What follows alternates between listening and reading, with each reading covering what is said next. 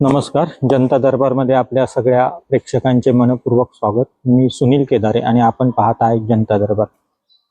आज आपण जोंधळे कॉलेजमध्ये आलेलो. जोंधळे कॉलेजमध्ये आपण या ठिकाणी जे औषधी वनस्पती लावलेले गेलेले आहेत त्या औषधी वनस्पतीचं महत्त्व, त्याच्यापासून तयार होणाऱ्या औषधी आणि त्या औषधींपासून आपण या ठिकाणी कशा प्रकारे औषधं तयार होतात आणि त्या औषधांचा आपल्या शरीरावरती काय उपयोग होतो किंवा कशा प्रकारचा आपलं आजार बरं करण्यासाठी त्या औषधांचा उपयोग होतो, अशी एक सुंदर माहिती आपण या सरांकडून या ठिकाणी जाणून घेणार आहोत. त्याचप्रमाणे जे आयुर्वेद म्हणतो आपण, की आयुर्वेदिक औषधं म्हणतो, ती भारतामध्ये आयुर्वेद हे तयार झाले, पण त्या आयुर्वेदाचं पाहिजे तेवढं महत्त्व हे भारतीयांना कळलेलं नाही. आज पण आपण ॲलोपॅथीवरती जास्त अवलंबून असतो, जे की आपली आयुर्वेदिकची एवढी समृद्ध परंपरा आहे. आयुर्वेदिक जर स्वीकारला आणि त्याची जर औषधींचा पुरेपूर वापर केला तर बरेचसे आजार असे आहेत की ते कायमचे बरे होतात, समूळ नष्ट होतात. तर अशा सगळ्या आजारांवरची माहिती आपल्या सरांकडून आपण या ठिकाणी जाणून घेणार आहोत.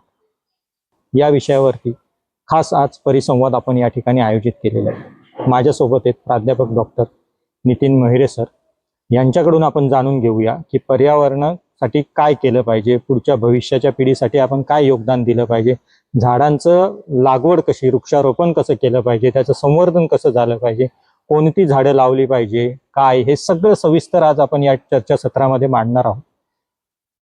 मी सरांचं आपल्या जनता दरबारमध्ये स्वागत करतोय. सर्वप्रथम आपली ओळख द्या आम्हाला. जय शिवराय. मी doctor Nitin Chandrakant Mohire, Shivajirao Jondhale college of pharmacy येथे प्राचार्य म्हणून काम करतोय गेले 6-6.5 वर्षापासून. आणि मी जेव्हा शहापूरमध्ये आलो तेव्हा याच्या आधी मी सर्च केलं तर शहापूर हे तलावांचं शहर, निसर्गाचं शहर म्हणून प्रसिद्ध होतं, आहे अजूनही. फक्त त्याची वाटचाल जी आहे ती औद्योगिकरण आणि शहरीकरणामुळं आता एक प्रदूषित शहर म्हणून हळूहळू व्हायला लागलेली आहे. आणि ते जर आपल्याला रोखायचं असेल तर त्याच्यावर काम करणं हे आपल्याच हातात आहे. तर मग आम्ही त्यासाठी जेव्हा आम्ही आलो तेव्हापासून आम्ही थोडं सुरू केलं. आमच्या आदरणीय कैलासवासी डॉक्टर शिवाजीराव जोंधळे साहेबांना झाडांची प्रचंड आवड, आणि मग त्यांचा मला जो काही सहवास लाभला त्यातून मग आम्ही एक डिसिजन घेतलं की इथं आपण एक वेगवेगळ्या वनस्पतींचं, औषधी वनस्पती आपण आजपर्यंत अभ्यासात आलो, आपल्या आयुर्वेदामध्ये गेलेल्या, आमच्या फार्मसी कॉलेजमध्ये सिलेबसमध्ये असलेल्या, ते मुलांना माहित होतं की ही वनस्पती आहे, त्याचा हा उपयोग आहे, पण ती वनस्पती दिसते कशी, ती वनस्पती काम कशी करते, ती वनस्पती जर इथं जोपासायची असेल तर या वातावरणात ती जगेल का, आणि जगवण्यासाठी काय करावं लागेल, या सगळ्यांचा अभ्यास त्यांच्या सिलेबसमध्ये आहे, पण तो थिअरॉटिकल होता. आम्ही मग विचार केला की मुलांना थिअरॉटिकल न देता आपण प्रॅक्टिकल नॉलेज देऊया, म्हणून आम्ही मग इथं छोटे काही औषधी वनस्पतींची लागवड प्रायोगिक तत्वावर सुरू केली. आणि आज आमच्याकडे 200-250 पेक्षा जास्त व्हरायटीची 5,500 झाडं अशा कॅम्पसमध्ये आहे. मग त्याचा विचार करताना मी विचार केला की झाड लावणं हा खूप सोपा आहे, झाड लावणं खूप सोपं आहे, पण त्याचं संगोपन, संवर्धन, संरक्षण आणि मग त्याचा औषधी उपयोग, ह्या 4 स्टेपमध्ये आम्ही काम करतो. म्हणजे आमची इथली मुलं ही ह्याच झाडांपासून औषधं बनवतात की जी ऑथेंटिक असतात, आणि मग तीच आम्ही औषधांची मग ट्रायल्स वगैरे नियमानुसार घेतो. तर अशा प्रकारे आम्ही एक छोटंसं शिवगीता उद्यान म्हणून इथं आम्ही साकारलेलं आहे. त्याचे 2 पार्ट आहेत. एक छोटंसं शिवगीता उद्यान आम्ही इथं आत केलेलं आहे आणि एक मोठ्या प्रमाणावर आम्ही बाहेर केलेलं आहे. मग त्यामध्ये आपण काय केलेलं की औषधी वनस्पतींची लागवड करताना त्यामध्ये आपण 12 राशींची झाडं, 27 नक्षत्रांची औषधी झाडं आणि वेगवेगळ्या फळांची झाडं, म्हणजे काही फळ आपण ऐकलं, ॲव्होकॅडो असेल किंवा वॉलनट असेल, आपण त्याला अक्रोड म्हणतो, चारोळी असली झाडं आपण ऐकली होती आणि ती इथे येतील का नाही अशाबद्दल साशंकता होती लोकांच्या मनात, पण आम्ही ती सक्सेसफुली जगवली, मोठी झाली आणि काही वर्षात त्याला फलधारणा पण होईल. सगळं आम्ही हे जे केलेलं आहे ते मुलांच्या अभ्यासाला तर पूरक व्हावंच, पण आजूबाजूची जी काही लोक आहेत तेही जेव्हा यांना भेट देतात तेव्हा त्यांच्याही मनात येतं की अरे आपण ऐकलं होतं की ह्या झाडाबद्दल, आज ते बघितलं. एक सगळ्यात खूप सुंदर अनुभव सांगतो की आदरणीय आपल्या सगळ्यांचे दैवत जगद्गुरु तुकाराम महाराज यांचे वंशज यांनी आजान वृक्षाचा महिमा एका भजनात, कीर्तनात लोकांना सांगितला. अनावधानाने तिथंच आमच्या कॉलेजचा एक विद्यार्थी होता, तर त्यांनी सांगितलं की हे झाड खूप रेअर आहे, हे झाड खूप दुर्मिळ आहे आणि ते खूप औषधी आहे, त्याचा सहवासच खूप पुण्यदायक आहे. तो मुलगा म्हणला की हे झाड तर आमच्या कॉलेजमध्ये आहे. तर ते म्हणले मला हे झाड बघायचंय, तुमचे झाड कॉलेजमध्ये आहेत. तर ते स्वतः दुसऱ्या दिवशी सकाळी कॉलेजमध्ये भेट द्यायला आले आता रविवार होता, माझी भेट नाही झाली, तर त्यांनी ते झाड इथं बघून मला इथं फोन केला. आणि ते आजान वृक्षाचं झाड आज आपल्या इथं आहे. गेले 5 वर्षापासून आपण त्याची जोपासना करतोय आणि त्याला 5 वर्षातून एकदा फुलं येतात. आज तुम्ही मिटिंगला आलाय आणि त्याला फुलं आहेत आणि हा एक दुर्मिळ योग आहे की आजान वृक्षाच्या फुलांचंही दर्शन लोकांना या माध्यमातून होईल. तर इयर्टिया लेविस हे खूप सुंदर झाड, दुर्मिळ झाड आज आपल्या कॉलेजमध्ये अवेलेबल आहे. अशी भरपूर झाड आहेत की जी दुर्मिळ पण आहेत, औषधी पण आहेत. आणि ह्यातून आमचं एकच आहे की यातनं कुठनं तरी लोकांना मोटिवेशन मिळावं की ही झाडं जगू शकतात, ही झाडं राहू शकतात. फक्त आपलं काम काय की त्यांना लावल्यानंतर 1 ते 2 वर्ष फक्त जपलं पाहिजे. त्यानंतर ते आपल्याला आयुष्यभर जपतील, आपल्या पुढच्या पिढींना जपतील. आणि हाच वारसा आपल्याला इथं मुलांना द्यायचा आहे. आम्ही आता औषधं तयार करतो, तर आमच्या सिलेबस मध्ये असं सांगण्यात आले की 80% पेक्षा जास्त औषधं ही फक्त वनस्पतीपासून मिळतात. काही आपण प्राण्यांपासून किंवा खनिजांपासून मिळवतो आणि काही अंश आपण सिंथेसिस करून केमिकल रिएक्शन्सने मिळवतो. पण झाडांपासून जेव्हा औषध आपण घेतो तर त्या झाडाचा चयापचयाची सगळी क्रिया आपल्या शरीरामध्ये अवलंबून असल्यामुळे, आधीपासूनच असल्यामुळे निसर्गदत्त ती झाडं आपल्याला कमी त्रास देतात. जेव्हा आपण केमिकलचा एखादा ड्रग घेतो, नो डाऊट त्याच्या ट्रायल झालेले असतात, पण त्याचे काही साईड इफेक्ट्स असतात की जे आपल्याला बिअर करावे लागतात, आपल्याला सहन करावे लागतात, कारण आपल्याला त्याचा फायदा घ्यायचा असतो. पण ते जेव्हा आपण वनस्पतीजन्य औषधं घेतो तेव्हा त्याचा त्रास कमी आणि त्याचे फायदे जास्त असतात. 80% औषधं ही फक्त वनस्पतीपासून मिळतात. आपल्याकडे 5000 वर्षापासून असणारा आयुर्वेदाचा एवढा मोठा उपलब्ध ग्रंथ आहे ज्याच्यामध्ये इतकी चांगली माहिती आहे. आपलं हे दुर्भाग्य म्हणावं लागेल की लोकांनी त्याचा तेवढा असा उपयोग नाही करून घेतला. आपण जशी ॲलोपॅथी खूप लवकर स्वीकारली तसं आज पण आयुर्वेद अजून स्वीकारला नाही. पण आयुर्वेद हा जीवनाचा भाग झाला पाहिजे आणि त्यासाठी ही वनस्पती आपण आपल्या एरियामध्ये लावली पाहिजे. बरेच लोक मला येतात आणि भेटतात की सर एवढी जागा आमच्याकडे नाही, तर आम्ही कोणती झाडं लावावी घरातल्या घरात. मग ते कुठेतरी गुगलवर सर्च करतात की नासानी सांगितलं हे झाड लावा, यांनी सांगितलं हे झाड लावा.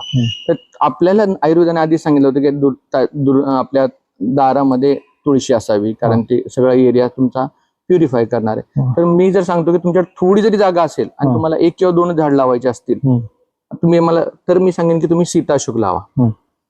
सीता अशोक हा सीता रिप्रेझेंटिंग वुमन म्हणजे का स्त्रीचं एक हे दाखवते. आणि अशोकचा अर्थ आणि शोक दूर करणारा. तर स्त्रियांचे जेवढे काही प्रॉब्लेम आहेत आज आपण तुम्ही ऐकत असाल की पीसीओडी आहे किंवा मेन्स्ट्रुएशन लाईफ सायकल जी मेन्स्ट्रुएशन सायकल आहे ती सगळ्यांची डिस्टर्ब्ड आहे. 90% मुलींमध्ये आता पीसीओडी आणि गर्भधारणेचे विषय आहेत. हे कशामुळे आहेत? तर एक तर त्यांची लाईफस्टाईल बदलली, जंक फूड आलं, फास्ट फूड आलं.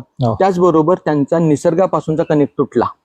जेव्हा त्यांनी निसर्गाचा कनेक्ट तुटला तेव्हा त्यांच्या शरीराने त्यांना आतून एक संकेत द्यायला सुरुवात केली की तुम्ही निसर्गापासून जसे तुटत जाल तसं मीही तुमच्यापासून आतल्या तुटत जाणार आहे. तुम्ही जी रिप्रोडक्टिव्ह सायकल आहे ती सगळी डिस्टर्ब झाली. आणि ह्यात उपाय काय होता? फक्त आणि फक्त तुम्हाला सीताशोकाच्या सहवासात राहायचं होतं. तर ते सीताशोकाचं झाड आपल्याकडे आहे. आपण काय केलेलं आहे, एक तर इथं लावलेलंच आहे, पण आम्ही कॅन्टीनच्या बाजूला 4 ते 5 सीताशोकाची झाडं लावली. आणि आपली भविष्यातली योजना अशी आहे की मुलींसाठी तिथं आपण काही टेबल ठेवणार आहोत की मुलींनी चहा पिताना, नाश्ता करताना त्या झाडाखाली 20 मिनिटं जर ते तिथं कॅन्टीन मध्ये बसले आणि त्या झाडाचा सहवास त्यांना लाभला तर त्यांचे बरेच अंशातले प्रॉब्लेम सॉल्व्ह होतील.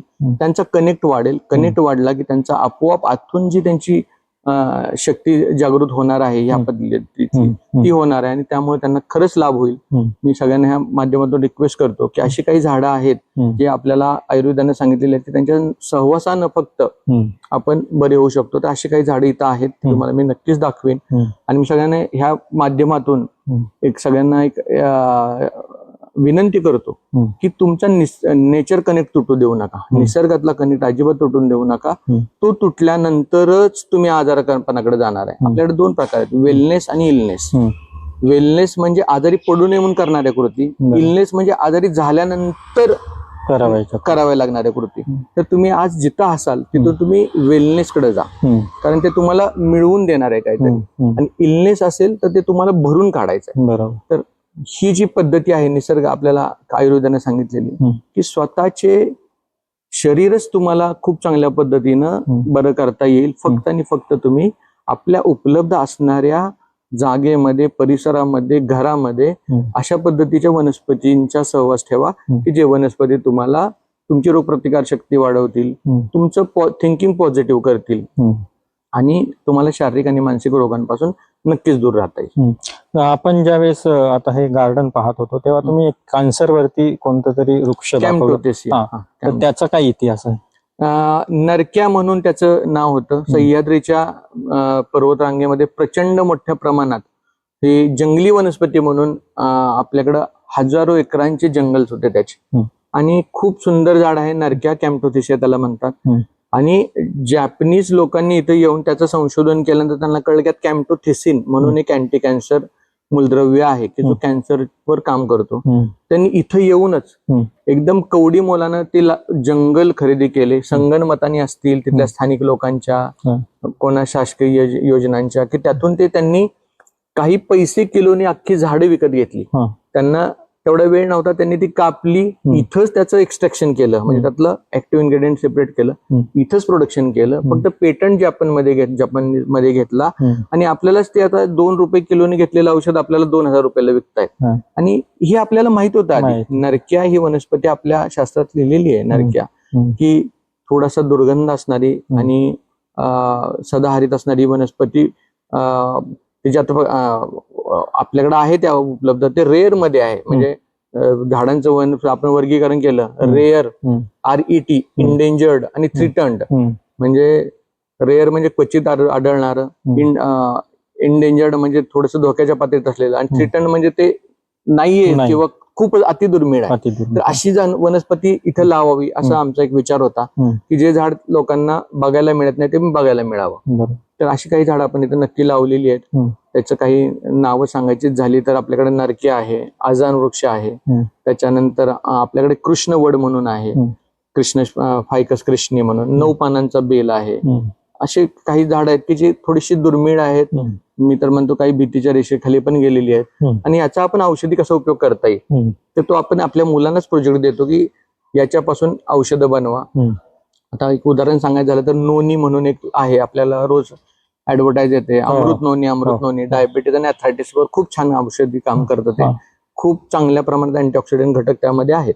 मग त्याचं आम्ही मुलांना प्रोजेक्ट दिला, तर मुलांकडे आम्ही डिस्कस केलं, तर आपण आता बोर्नविटा किंवा कॉम्प्लॅन किंवा बूस्ट सारखे एनर्जी ड्रिंक घेतो आणि आपल्याला जाणवतं की ते आपल्याला तात्काळ एनर्जी देतात. त्यामध्ये थोडे काही विटॅमिन्स असतील, काही शुगर असेल किंवा एक प्रोटीन सप्लिमेंट असेल.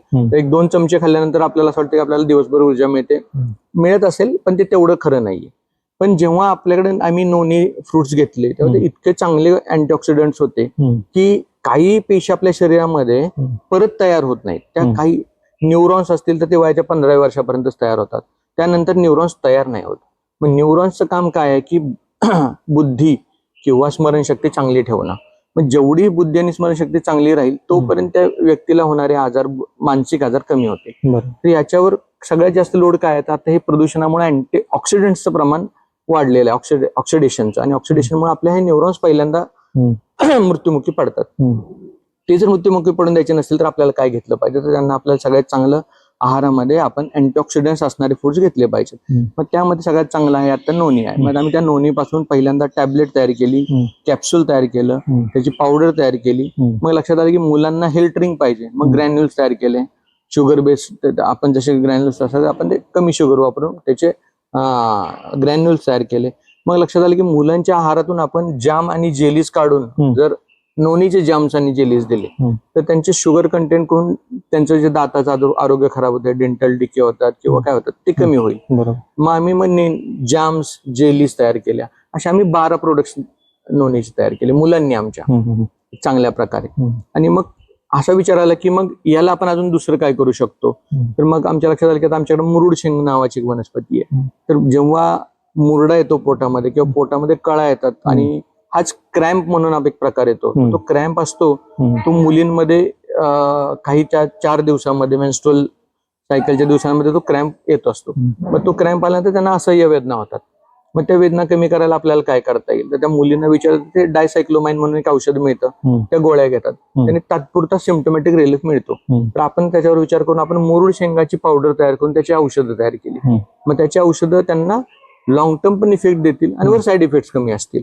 तर हे जे औषधं जे आपण म्हणायचो की आजीच्या डब्यामध्ये हो, किंवा हो, मसाल्याच्या डब्यामध्ये पहिली औषध असायची असायची आणि ती आपल्याला वापरली जायची. हो. आता तो डबाच नाही राहिलेला. डबाच नाही आता आपण राहिलेला. काय केलं, मॅगीचे येतात आपल्याला शेजवान हा, सॉस हा. किंवा बरोबर. जे काही हा. आपल्याला फ्लेवर्ड बरोबर. मसाले मिळतात, हा. त्या मसाल्यांमध्ये ती ताकद नाही, पण तो ताकद फ्लेवर आहे. हा. त्या फ्लेवर्ड मसाल्यांमुळं आपण आपला आयुर्वेदिक जो डबा होता स्वयंपाकघरातला, तो आपण बाजूला काढला आणि आपण फ्लेवर्स विकत आणले आणि ते घेतोय. त्यामुळे आपल्याला फक्त जिभेला चव मिळाली, शरीर मात्र आतून आपलं खराब होत चाललंय. आणि त्यासाठी आपल्याला हे आपले मसाले किंवा आपल्या ज्या घरगुती औषधं होती पहिली ती वापरत आणली पाहिजे. मग आम्ही हळूहळू ते सुरू केलं. मग आम्ही विचार केला की हळद म्हणजे आपण त्याला म्हणतो की सगळ्यात औषधी हळद आहे, तर मग आम्ही हळदीची काही प्रकार इथं लागवड केली. त्यात एक काळी हळद म्हणून आम्ही इथं लावलेली आहे. आपण जेव्हा राऊंड घेतो तुम्हाला नक्की दाखवतो. तर काळी हळद जी आहे ती कॅन्सरवर खूप चांगलं काम करते. ऍट द सेम टाइम की वात, पित्त आणि कफ त्यांवर जे काम करतात, तर त्यात ते काळी हळदचे आम्ही काही ड्रॉप्स तयार केले. तर ते ड्रॉप्स आपण आता मुलांना अभ्यासाला दिलेले आहेत. तर अशा प्रकारे आपण काही दुर्मिळ वनस्पती किंवा काही औषधी वनस्पती, पण त्यांचे उपयोग लोकांना माहित नाहीयेत किंवा आयुर्वेदात वर्णित आहेत पण लोक वापरत नाहीयेत किंवा दोन्ही नाहीये. तर त्याच्यावर आपण रिसर्च करून मुलांना ह्या औषध निर्माण शास्त्र पदवीच्या किंवा पदविकेच्या मुलांना यांच्याकडे आपण कसं त्यांना कनेक्ट करू आणि त्यांच्या माध्यमातून त्यांचं घर कनेक्ट होईल, त्यांचे मित्र कनेक्ट होतील आणि हळूहळू एक समाज आपल्या औषधी वनस्पतींबद्दल जागरूक बनेल. कारण काही औषधं त्या झाडांमध्ये तयार व्हायला वेळ घेतात. म्हणजे झाड काल लावलं की त्याच्यामध्ये ते गुण येणार नाही. त्यांनी तेवढा वेळ काढल्यानंतर त्यामध्ये ते गुण हळूहळू डेव्हलप होणार आहेत. म्हणजे मेटाबॉलिक प्रोसिजर आहे की जी हळूहळू ते औषधं तयार करते आणि ते इतके सुंदर असतात. म्हणजे आपण जी बाजारातून लवंग घेतो ती लवंग ऑलरेडी एक्झॉस्टेड असते. म्हणजे त्या लवंग मधलं तेल त्यांनी आधी काढलेलं असतं आणि नंतर काय करतात, थोडं फ्लेवर्ड स्प्रे त्याच्यावर मारतात की आपल्याला वास येतो किंवा अरे वा ही चांगली आहे म्हणून, पण त्यातले ऑइल काढलंय आणि सेंट मारलाय युजेनॉल सारखा की आपल्याला वाटतं अरे वा किती छान आहे, पण त्यातला तो इफेक्ट नाही देणार आहे. ते फक्त तुम्हाला वाटेल की मी त्यात लवंग टाकलं, एक तुमचं मानसिक समाधान होईल, पण जे शरीराला पाहिजे ते त्यातून मिळणार नाही. तर तसं आपण मसाले लावलेले आहेत. दालचिनी आपल्याकडे आहे, त्याच्यानंतर तमालपत्र आहे, ऑल स्पाइस आहे, लवंग आहे. अशी आपण एक वनस्पती आहे बघा, ती हे कोकणात खरं खूप चांगल्या प्रमाणात असायची. तर जायफळ आणि त्याच्यावर जे असतं ते जायपत्री, तर ते आपल्याकडे आहे. आणि खूप सुंदर सुंदर प्रकारची वनस्पती. म्हणजे आता काही मुलांना अट्रॅक्ट करण्यासाठी म्हणा तर आपण काय केलं की पेरू आहे, तर दगडी पेरू म्हणून एक आपल्याकडे आहे. तर ऍक्च्युली पेरू खाण्यासाठी लोकांना माहिती आहे, पण दगडी पेरूचा असा विषय आहे की तो उगाळून लावायचा आहे. दगडी पेरू जर उगाळला सानेवर तो लावला तर तो कुठलाही मायग्रेन असेल तर बरं करतो, किंवा हाडांचा मार लागला असेल किंवा स्नायू दुखावले गेले असेल तर तो खूप चांगल्या प्रकारे तिथं सूज कमी करण्याचं काम करतो. तो खाण्यासाठी नाहीच आहे, कारण तो आपण नाही खाऊ शकत, इतका तो कठीण असतो. मग त्याबरोबर स्ट्रॉबेरी पेरू लावला, त्यानंतर मग सरदार पेरू लावला, त्याच्यानंतर एक ब्लॅक गावा म्हणून काळा पेरू लावला की त्याची एक व्हरायटी आहे आपल्याकडं. नंतर आपल्याकडं आता समजा कांचन आहे की शरीरात कुठेही गाठ असेल, कोणतीही गाठ असेल तर तो कंचनार विरघळवून टाकतो. मग आपल्याकडे कंचनार आहे, म्हणजे 3 प्रकार आहेत. पांढरी कंचन, त्याला श्वेत कांचन, नील कांचन, रक्त कांचन म्हणतो, तर तसे प्रकार आहेत. अशी काही झाड आहेत. चंदन आहे, त्यामध्ये आपल्याकडे श्वेतचंदन आहे, रक्तचंदन आहे, स्टार फ्रूट आहे आपल्याकडं, ॲव्होकॅडो आहे. आपल्याकडं एक सुंदर वनस्पती सांगतो तुम्हाला की कापूर जो आपण जाळतो, ऍक्च्युली तो कापूर नाहीये, तो एक केमिकल पावडर किंवा त्याचे टॅबलेट तयार करून ते देतात आणि आपल्याला वाटतं कापूर आहे. तो कापूर तुम्ही कधी घरी जाळून बघा, तो काळा जळतो, त्याला धूर येतो. ऍक्च्युली कापूर जळतच नाही, कापूर उडून जातो. म्हणजे तो सॉलिड नंतर डायरेक्ट वाफेत रूपांतर होतं, ते लिक्विड होत नाही, सब्लिमेशन म्हणतात. तर ते कापूर जे भीमसेनी कापूर, त्याचं झाड आपल्याकडे आहे. गर्द सावली असते, सुंदर सुवास येतो फुलांचा, खूप छान ते झाड आहे. आता आपण फिरू तेव्हा तुम्हाला नक्की दाखवेन. त्यानंतर पहिल्यांदा लाख यायची, आपण ते सील करायचो पेपर किंवा लिफाफे, त्याचं झाड आपल्याकडे आहे. त्याच्यानंतर जांभळांची 10-12 व्हरायटी आपल्याकडे, लेंडी जांभूळ आहे, भाडोली जांभूळ आहे, मग त्याला आता जाम म्हणतात, तो जाम आपल्याकडे आहे. त्यामध्ये सुद्धा वॅक्स ऍपल आहे, वॉटर ऍपल आहे. आता काल मी कॅट आय म्हणून आणले, ती ही जांभळाची व्हरायटी आहे, कॅट आय. तर अशा प्रकारे जांभळांची व्हरायटी, बेलाची व्हरायटी, बेलामध्ये महाबिलवा आहे, बिलवा आहे. त्याच्यानंतर पेरू मध्ये व्हरायटी, आंब्यामध्ये मला जड 17-18 variety, Ratna, Langda, Italian black mango, Vanraj, Begampalli, अशी आंब्याची व्हरायटी आहे. फणसांची व्हरायटी आहे. तर माझ्याकडे जागा जेवढी आहे त्यात मी विचार केलाय की एकाची 100 झाडं लावण्यापेक्षा 100 वेगवेगळी झाडं लावावी की ज्याच्याकडून एक बायोडायव्हर्सिटी वाढेल. इथं त्या झाडांवर बसणारे कीटक येतील, त्या कीटकांना खाणारे पक्षी येतील, त्याच्यावर उपजीविक असणारे प्राणी येतील आणि मग पक्षी, प्राणी आणि कीटक हे आपल्याला दिसतील. पण जी जमीन आहे त्याच्या खाली एक सहवास तयार होईल. जमिनींचे मुळं आहेत ते ऍक्च्युली आता काय झालं की जमिनींची मुळं आहे तसं अन्नद्रव्य घेऊ शकत नाही. जोपर्यंत त्याच्यावर तिथले उपलब्ध असणारे जीवाणू त्याच्यावर प्रक्रिया करून ते जमिनीतलं कॉम्प्लेक्स फूड सिंपल करत नाहीत तोपर्यंत ते झाडांना घेता येत नाही. मग ते सिंपल करून द्यायचं काम हे जमिनीतले आपण मायक्रो ऑर्गॅनिझम्स म्हणूया, जीवाणू विषाणू करून देतात. त्याबद्दल जमीन त्यांना काहीतरी, झाड त्यांना काहीतरी देतं. त्यांना जो पाहिजे तो ओलावा देतं, त्यांना पाहिजे ते बुरशी त्या मुळांवर वाढते आणि त्यांना खाणारे, मग ते त्यांची एक सहवास सिम्बायोसिस तयार होतं. आणि हे झाडाला हे झाडाला खालून अटॅच आहे. मग या झाडाला एक अतिरिक्त मिळालेलं पाणी ते या झाडाला देतं. या झाडाला जर मॅग्नेशियम हवं, या झाडाला कॅल्शियम हवं तर ते एकमेकांना देतात. म्हणजे आपण जसं एकमेकांना राहायला आल्यानंतर तू मला विरजन दे, मी तुला साखर देतो, असं जे करतो ते झाड हजारो वर्षापासून करत आलेत. पण आपण एक त्यांना हे केलं की आपण जमीन मारून टाकली. खूप मोठा विषय आहे. आज आपण तापमानवाढीवर बोलतोय, भविष्यात आपण नापिकीवर नक्कीच बोलू जर आपण हा विषय आता घेतला नाही तर. आता आपण ऍडव्हर्टाईज बघतो की शाहरुख येतो किंवा अक्षय कुमार येतो आणि तो सांगतो की तुम्हारा टॉयलेट इतना गंदा कैसे, आप लायझॉल यूज करो, आप ये यूज करो, फिनाइल यूज करो. ऍक्च्युली हे जे मायक्रो ऑर्गॅनिझम्स आहेत ते कोणाचे तरी अन्न आहेत. त्याच्यावर वाढणारे कोणतरी कीटक आहेत, त्याच्यावर वाढणारे पक्षी आहेत, प्राणी आहेत आणि ही अन्न साखळी आहे. आता आपण जेव्हा ते लायझॉलनी धुतून फ्लश आउट करतो तेव्हा ते पाणी जमिनीत मुरतं. जमिनीत मुरलेलं पाणी ते लायझॉल, त्याला माहित नाही ते फरशीवरचं मायक्रो ऑर्गॅनिझम आहे का जमिनीतलं आहे. ते जमिनीतलं तर फरशीवरचं मारतं, चला तुमची फरशी चकाचक झाली, पण ते जमिनीतलंही मारतं. जेव्हा ते जमिनीतलं मारतं तेव्हा जमिनीत ज्या झाडांना अन्न मिळणार होतं, पोषण मूल्य, ते मिळत नाहीये. आता तुम्ही विचार करता, मध्यंतरी एक स्टडी आला होता की कोल्ड्रिंक्स मध्ये इतक्या प्रमाणात हेवी मेटल सापडले, पेस्टिसाइड सापडले. हे कशामुळे सापडले? जेव्हा ते झाडांना फवारले गेले, ते जमिनीत पडले, ते नदीतून पाण्यातून मिक्स झाले, तेच आपल्या जमिनीतल्या साठ्यात गेले, तेच तुम्ही उपसल्याने पिलं. म्हणजे जे तुम्ही फवारताय ते तुमच्या परत आहारात येतेच, फक्त ते आज कमी प्रमाणात येते कारण ते तेवढं अजून फिल्टर करते हे माती. काही दिवसानंतर त्याचं प्रमाण त्या लिमिटच्या पेक्षा वर गेलेलं असेल आणि जेव्हा ते लिमिट क्रॉस होईल तेव्हा ते तुम्हाला असं आता ते हळूहळू संपवत आहे, पण तुमची किडनी कोलॅप्स होऊन जाईल, लिव्हर कोलॅप्स होऊन जाईल, हार्ट कोलॅप्स होऊन जाईल, ब्रेन कोलॅप्स होऊन जाईल. हे व्हायटल ऑर्गन हे कधीच तयार नाही होत.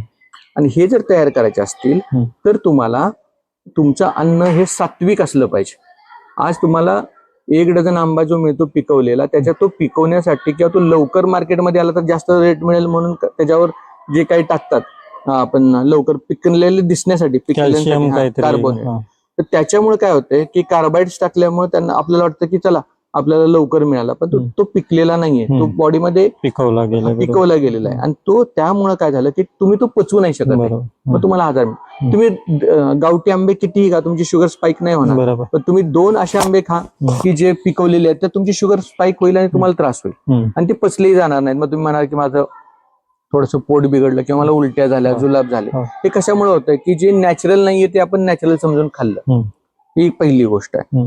त्याच्यानंतर मी मातीचा विषय ते सांगत होतो की जर माती मेली तर सगळे झाडं मेली तर पक्षी, प्राणी, माणूस कोणी वाचणार नाही. आणि ही माती जगवण्यासाठीची धडपड आपल्याला काही आता खरंच आता वेळ येऊन गेलेली आहे की आता मातीसाठी आपल्याला भांडावं लागेल. आणि मातीतले जीवाणू वाचावे, पक्षी वाचावे, कीटक वाचावे, पाण्याचं दुर्गंधी येऊ नये किंवा सांडपाण्याचं व्यवस्थापन व्हावं किंवा पाण्याचं प्रदूषण होऊ नये. जमीन, पाणी, हवा या तिन्हीचं प्रदूषण होऊन द्यायचं नसेल तर आपल्याला झाडं लावावी लागतील. अन्यथा याच्या प्रदूषणाबरोबर आपल्या शरीराचं प्रदूषण, शरीरामुळे मनाचं प्रदूषण, मनामुळे बुद्धीचं प्रदूषण आणि बुद्धीमुळं आपल्या असलेल्या आशा, अपेक्षा आणि वासनांचं प्रदूषण होईल. आणि मुलं लवकर एज मध्ये येत आहेत, लवकर त्यांना मेन्स्ट्रुअल सायकल तयार होत आहेत. तुम्ही जर बघितलं की ज्या काही अप्रिय घटना या समाजात घडतायत तेव्हा तुम्ही म्हणता की मुलगा 17 वर्षापर्यंत अबालिक असतो किंवा 18 वर्षापर्यंत अबालिक असतो.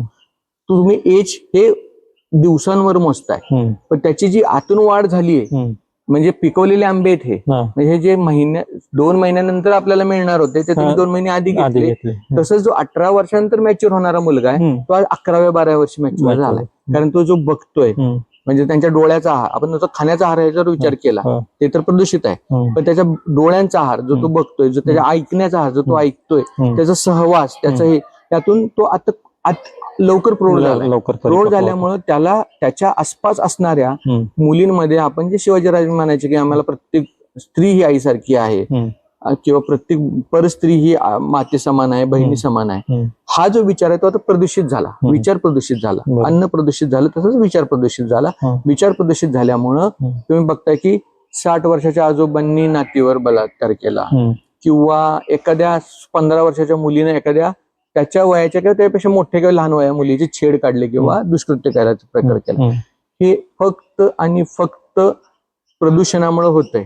फक्त प्रदूषण वेगळं आहे. हवा, पाणी आणि जमिनीच्या प्रदूषणाबरोबर शरीराचं, मनाचं आणि बुद्धीचं प्रदूषण झालंय. आणि हे जर थांबवायचं असेल तर सगळ्यांनी निसर्गाशी कनेक्ट केला पाहिजे असं मी आज कळकळीनं सांगतो.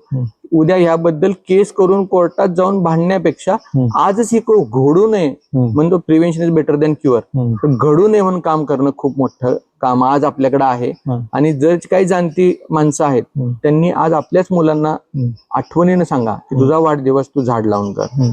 आज आपल्या बरोबर आहेत डॉक्टर नितीन मेहरे सर. यांनी आपल्याला या ठिकाणी औषधी वनस्पतीविषयी सगळी माहिती दिली आणि आपल्याला कशा प्रकारच्या औषधी वनस्पती या त्यांच्या कॅम्पसमध्ये दुर्मिळ वनस्पती कशा प्रकारे त्यांनी लागवड केलेली आहे, कशा प्रकारे ते उगवले आहेत आणि त्यांचे मुलं या ठिकाणी संशोधन करून कशा प्रकारचे औषधं तयार करतायत, जाम तयार करतायत, जे की भविष्यातील पिढीला, मुलांना, लहान मुलांना आवडतील, खाल्ले जातील आणि त्याच्यातून त्यांच्या शरीराला योग्य ते घटक देखील मिळतील, अशा प्रकारचं संशोधन त्यांच्याकडून करण्यात आलेलं आहे.